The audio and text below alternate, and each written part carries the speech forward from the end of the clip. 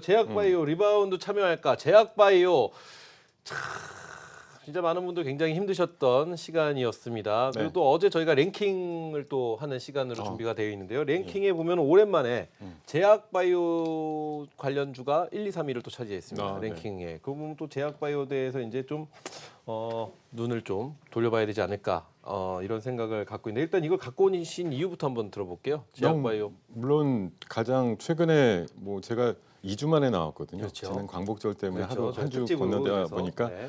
요 한 2주 사이에 또 제약바이오 굉장히 많은 일들이 있었거든요. 그래요, 맞습니다. 예, 뭐 굉장히 하락도 있었고 막 여러 가지 이슈들이 있으면서 우리 라이언 투자자님들이 특히 코스닥 시장 쪽에 비중이 크신 분들 같은 경우는 뭐 제약바이오를 당연히 그렇죠. 높은 비중을 가지고 있을 테니까 지금 이미 좀 급락을 했고 최근에 또 한 3, 4일 정도는 또 바운딩을 하고 있는 그런 모습이 나오는데 네. 과연 오늘 시점 이후에도 추가적인 뭐 상승이 가능할 거냐, 아니면 이 상승에 따라 붙어야 될 거냐, 아니면 상승 자체가 없을 거냐에 대한 시각을 좀 전해드리고 싶어서요.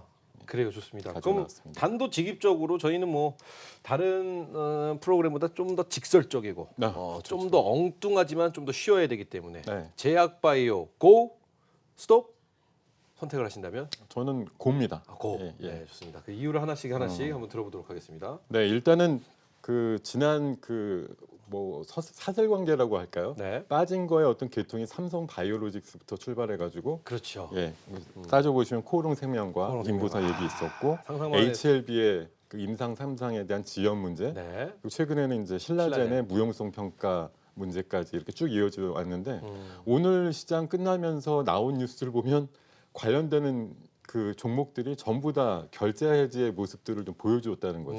네. HLB 같은 경우는 그 리보세나빌과 관련된 임상 2상과 관련된 FDA 허가가 나왔고요. 네.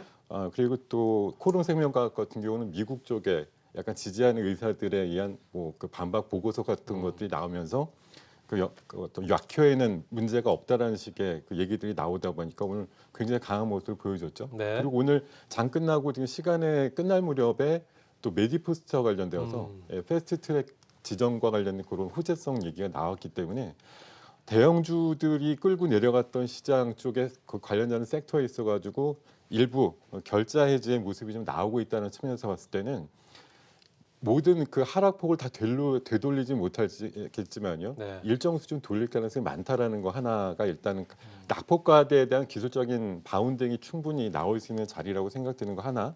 그리고 작년도도 작년 8월 15일 전후에서 2분기 실적 발표 이후에 9월 하순까지 제약바이오 랠리가 꽤 있었습니다. 네. 그래서 올해 같은 경우도 공교롭게도 광복절 전후에서 14일 정도부터 실적이 이제 마감되고 나니까 다음 실적까지 한 3개월 시간이 있잖아요. 이 네, 기간 동안에 사실 제약바이오에 대해서 뭐 숫자 가지고 뭐라고 할 사람이 별로 없기 때문에 이 시간대가 항상 한 해를 돌아보더라도 네. 어닝 시즌 끝나고 나서부터는 하여튼 제약바이오가 좀 바운딩이 나오는 그런 시기랑 맞물리는 그런 교차점을 갖고 있다라는 데 여기를 두고 있습니다. 그래요. 근데 제가 또 개인적으로 궁금한 건 물론 아까 방금 말씀하신 대로 삼성바이오로직스부터 시작을 해서 최근에 신라젠까지 가는 동안에 이렇게 악재만 있었던 건 사실 아니잖아요. 호재도 있었어요. 정부에서 제약바이오에 관련돼서 어떤 네. 투자 네. 그리고 또 외국 기업에서의 어떤 투자 뭐 이런 정책도 발표가 되고 막 이랬었는데도 불구하고 이런 호재가 있음에도 불구하고 움직이지 않았던 건 악재가 너무 커서였기 때문이 아닐까라는 생각도 같지만 한편으로는 그럼 이 악재와 호재가 좀 비등비등해지는 그런 느낌도 있어야 되는데 너무 악재 쪽으로만 쏠렸습니다. 여태까지는. 지금 그 돌아온 상황을 보면 네. 한마디로 말씀드리면 법보다 주먹이 가깝다라고 말씀드릴 수 있죠. 정부의 정책은 굉장히 장기적이고 네. 그런 것들을 요하면서 어떻게든 장기적인 그 비전을 제시하는 그런 정책이지만 지금 당장 뭐가 안 됐대, 뭐 임상이 안 된대 이런 얘기들은 한 3, 4년 동안 최소한 4년에서 5년, 길게는 10년 동안 기다렸던 투자자님들이나 이런 분들한테는 그렇죠. 굉장히 청천벽력의 악재였기 때문에 이런 것들이 작용을 했고 또 일부 이제 최근에서 다루고 있습니다만 또 기관이나 외국인들의 공매도가 같이 또 섞이면서 나오는 이상 그 급락 현상 이런 것들이 좀 겹쳤다고 봐야 되겠습니다. 그래요. 좋습니다. 그러면 저희가 또 이 질문을 한번 드려봐야 될 것 같은데 그럼 그 질문 전에 이것부터 한번 말씀을 좀 드려야 될 것 네. 같습니다. 오늘 문자샵 파라나파라나와 그리고 저희 유튜브로 지금 시청하고 계신 분들 채팅창 궁금한 점 올려주시면요. 저희가 바로바로 말씀을 좀 드리도록 하겠습니다. 그러니까 많은 참여 부탁드리면서 일단 뭐 내일장에 대한 폭락에 대한 이야기 되게 궁금해하시고요. 또 지소미아에 대한 이야기 궁금해하시는데 그거 저희가 잠시 후에 또 예. 준비가 돼 있으니까 말씀드리면 될 것 같고요. 자, 그러면은 지금 말씀하셨던 내용 쭉 들어보니까 제약바이오 재생을 이제부터 좀 시작을 할 것이냐라는 질문에는 예스라고 대답을 하시겠네요. 제가 작년도 이맘때 이후에 사실 제약바이오에 대해서 굉장히 관점을 보수적 내지는 질서 있는 퇴장이라고 제가 굉장히 여러 번 얘기를 네. 했습니다. 왜냐하면 임상 3상이나 기술 계약 단계까지 가면 거기서 탈락하는 애들이 굉장히 많아질 거라고 생각이 들었기 때문에 오히려 그런 게 임박해 있는 기업들 같은 경우는 확률상으로 반 정도 이하의 성공밖에 안 나올 건데 이번에 대형주들 단에서 나오는 것들 보면 너무나 이상할 정도로 확률상으로 떨어지게 실패에 가까운 이런 사례들이 네네네. 많이 보고가 되는 거예요. 그래서 제가 오히려 요새는 어떤 식이냐면요. 글로벌 파마라든가 미국 쪽이라든가 이런 글로벌 단에서 우리나라가 이제 새싹 듯이 막 신약과 관련된 것들을 하다 보니까 네. 지그시 밟아주는 거 아니냐 그런 생각까지 들 정도예요, 솔직히. 예, 너무 확률상으로 다들 안 되는 쪽으로만 얘기가 나와서 그런 좀 약간 좀 괴짜 같지만 그런 의문도 좀 드는 상황입니다. 그러시군요. 근데 또 하나 제가 궁금한 게 지금 제약바이오에 대한 전망을 그럼 맑게 지금 보고 계시는 거지 않습니까? 맑게라고 표현하면은 저는 단기적으로 괜찮다라는 생각입니다. 그러니까 지금 기본적으로 우리 라이언 투자가님들과 제약사 그리고 투자가들과의 어떤 관계는 신뢰에는 큰 금이 가 있는 건 사실이에요. 네. 돌이킬 수 없으니 다시 그렇죠. 원상복귀된다는 거 어렵고 지금 이를테면 뭐 5만 원에서 지금 뭐 만 몇천 원까지 빠지는 그런 주가 대비해 보면 만 몇천 원에서 한 2만 원대까지 가는 주가는 가능해 보이지만 다시 5만 원이 갈 가능성은 저는 없다라고 생각을 하는 것이고요. 그 안에서 이제 지금 다들 반신반의하거든요. 지금 제약바이오 다시 뭐 리바운딩 된다, 리부트 된다, 성장통이다 이렇게 얘기들을 많이 하지만 네. 이미 한 번 간 신뢰가 금방 이게 접착제 붙듯이 붙을 수는 없어요. 근데 맞습니다. 그래서 대다수의 투자가님들이 사실 소외시하고 이제 진절이 나서 안 쳐다봐 이러지만 이런 거에서 이제 기회윤이 있다는 거죠 주식시장. 그래서 기술적인 반등 영역에서의 기회가 충분히 지금 있다. 그리고 기간적으로 한 달 정도의 텀이 있다라는 생각으로 접근하는 전략이 유효하다고 말씀드리는 겁니다. 그래요. 사실 제가 궁금했던 부분은 그거거든요. 임상 실험에 실패할 수 있습니다. 있죠. 그렇죠. 예. 실패할 수 있고 또 계약을 또 하다 보면은 또 잘 안 이루어질 수도 있죠. 맞습니다. 근데 이제 예. 그것보다 중요한 건 심리적인 어떤 믿음, 신뢰에 대한 부분에 대한 막 그게 루머인지 그게 사실인지는 아직 뭐 저희는 알 수는 없지만 맞아요. 그런 네. 부분 때문에 많은 분들이 흔들리는지라 네. 제약바이오에 대한 믿음이 또 그만큼 떨어지는 게 아닌가 네. 이런 생각하는데 오히려 그렇게 생각할 때 지금이 또 오히려 찬스다 이렇게도 또 볼 수 있다 이런 물론이죠. 말씀이신 거죠. 네. 좋습니다. 네.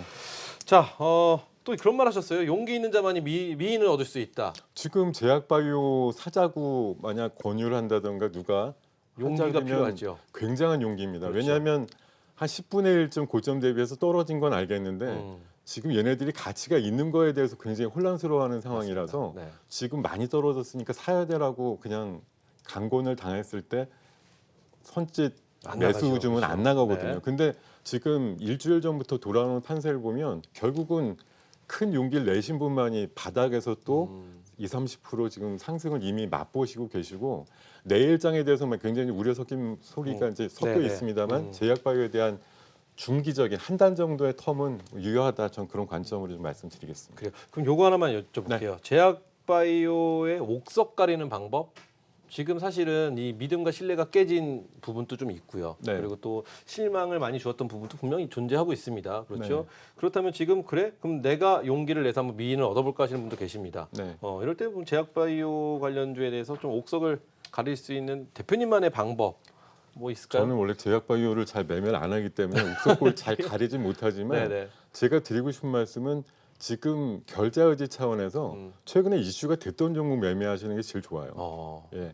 임상 실험이 1상이나 2상 미만으로 있어가지고 그런 기회운이 있는 종목들을 하자는 얘기들이 오히려 많긴 하지만 네. 일단은 제일 관심이 가는 건 주인공이 돼가지고 빠졌던 종목이 다시 바운딩이 가장 강한 겁니다. 그러니까 뭐 주변에 제3의 주식 이런 거 뭐 대안이 될 수 있는 거 찾아보고 이러시는 것보다는 해당이 됐던 직접 주식을 공략하시는 전략이 가장 좋을 것 같습니다. 그것도 하나의 방법이 될 수 있다. 네. 이렇게 말씀해 주셨습니다. 그래요. 저희가 제약바이오 이야기 쭉 제약바이오 리바운드 참여할까라는 주제로 쭉 얘기를 해봤는데 제약바이오에 대해서 요 말을 해야 되는데 못하신 부분 있으면 해주시고 다음 주제로 넘어가죠. 제약바이오 없으시면 다음 주제 바로 넘어가 되고요. 결국은 우리나라의 미래 먹거리라는 거에 대해서는 저도 인정을 하는 네. 부분이고요. 지금은 성장통인데 이걸 기다려줄 수 있는 또 하나의 인내심이 필요한 상황이다라고 좀 말씀드리겠습니다. 이런 글이 올라와 있네요. 유튜브에. 네. 제약바이오가 간다는 건 그만큼 갈 만한 게 없다는 반증 아닌가요? 이런 글이 있는데 이거에 대해서 어떻게 생각하시나요? 그러진 않고요. 네.